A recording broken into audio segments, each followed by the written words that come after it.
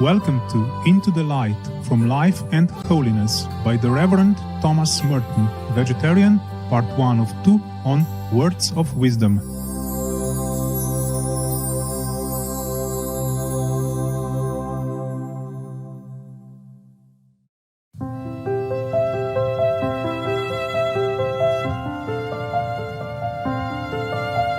The Reverend Thomas Merton, Vegetarian, an important Catholic mystic and spiritual thinker, was born in 1915 to an American mother and a New Zealand father. The many life situations he encountered in his youth led him to explore religion and spirituality, and eventually to devote his life to God by becoming a monk and later a deacon at the Abbey of Gethsemane, a part of the Order of Trappists in Kentucky, USA. He also enjoyed living alone in a hermitage in the monastery's wilderness area. During his monastic life, Thomas Merton, Vegetarian, developed his writing talent by translating religious texts and writing biographies. He also penned poetry as well as books and articles on topics ranging from spirituality to social justice and peace.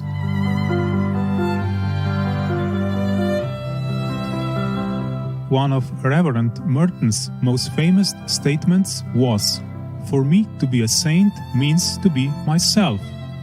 Therefore, the problem of sanctity and salvation is in fact the problem of finding out who I am and of discovering my true self. He also said, "We are living in a world that is absolutely transparent, and God is shining through it all the time." This is not just a nice story or a fable. It is true. Believing in the equality of all religions, Reverend Merton, Vegetarian, became deeply interested in Eastern traditions in the later years of his life. He also held lively discourses with His Holiness the 14th Dalai Lama. Today, the life and works of the wise Reverend are still studied at the Thomas Merton Center in Kentucky, USA, and the International Thomas Merton Society.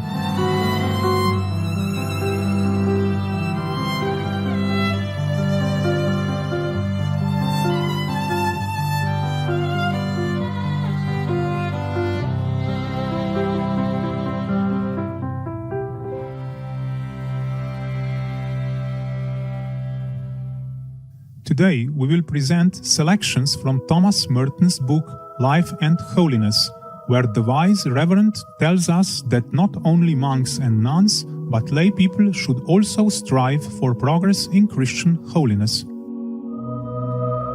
Chapter 1: Christian Ideals, Called Out of Darkness.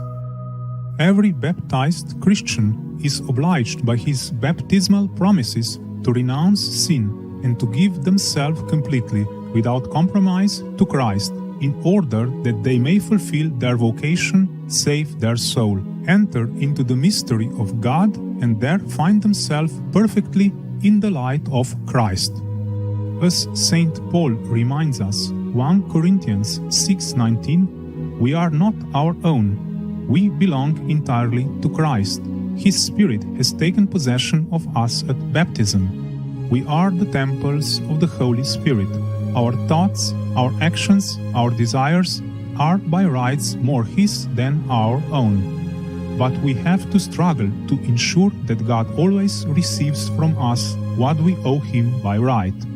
If we do not labor to overcome our natural weakness, our disordered and selfish passions, what belongs to God in us will be withdrawn from the sanctifying power of His love, and will be corrupted by selfishness, blinded by irrational desire, hardened by pride, and will eventually plunge into the abyss of moral non-entity which is called sin.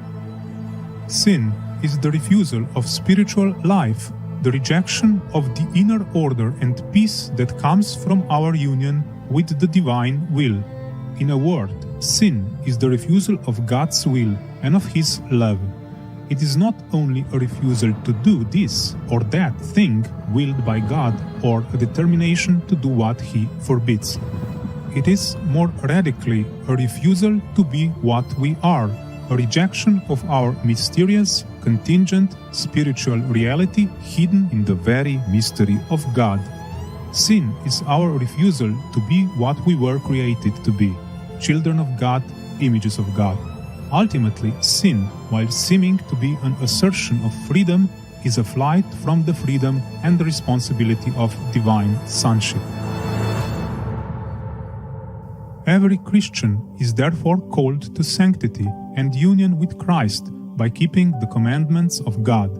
Some, however, with special vocations, have contracted a more solemn obligation by religious vows and have bound themselves to take the basic Christian vocation to holiness especially seriously. They have promised to make use of certain definite and more efficacious means to be perfect, the evangelical counsels. They obligate themselves to be poor, chaste, and obedient, thereby renouncing their own wills, denying themselves, and liberating themselves from mundane attachments in order to give themselves even more perfectly to Christ. For them, sanctity is not simply something that is sought as an ultimate end. Sanctity is their profession. They have no other job in life than to be saints, and everything is subordinated to this end, which is primary and immediate for them. Nevertheless, the fact that religious and clerics have a professional obligation to strive for holiness must be properly understood. It does not imply that they alone are fully Christians, as if the laity were in some sense less truly Christian and less fully members of Christ than they.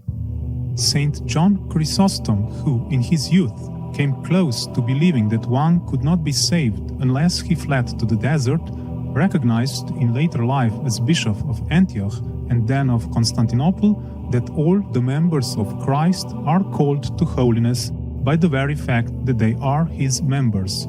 There is only one morality, one holiness for the Christian, that proposed to all in the Gospels. The lay state is necessarily good and holy, since the New Testament leaves us free to choose it, nor is the lay state one in which it is sufficient to maintain a kind of static and minimal holiness, simply by avoiding sin. Sometimes the difference between the states of life is so distorted and oversimplified in the minds of Christians that they seem to think that while priests, monks, and nuns are obliged to grow and make progress in perfection, the layperson is expected only to keep in the state of grace, and by clinging, as it were, to the cassock of the priests, to let himself be drawn into heaven by specialists who alone are called to perfection. Saint John Chrysostom points out that the mere fact that the life of the monk is more austere and more difficult should not make us think that Christian holiness is principally a matter of difficulty. This would lead to the false conclusion that because salvation seems less arduous for the lay person, it is also in some strange way less truly salvation. On the contrary, says Chrysostom, God has not treated us, lay people and secular clergy, with such severity as to demand of us monastic austerities as a matter of duty. He has left to all a free choice in the matter of his counsels. One must be chaste in marriage, one must be temperate in meals. You are not ordered to renounce your possessions. God only commands you not to steal and to share your property with those who lack what they need.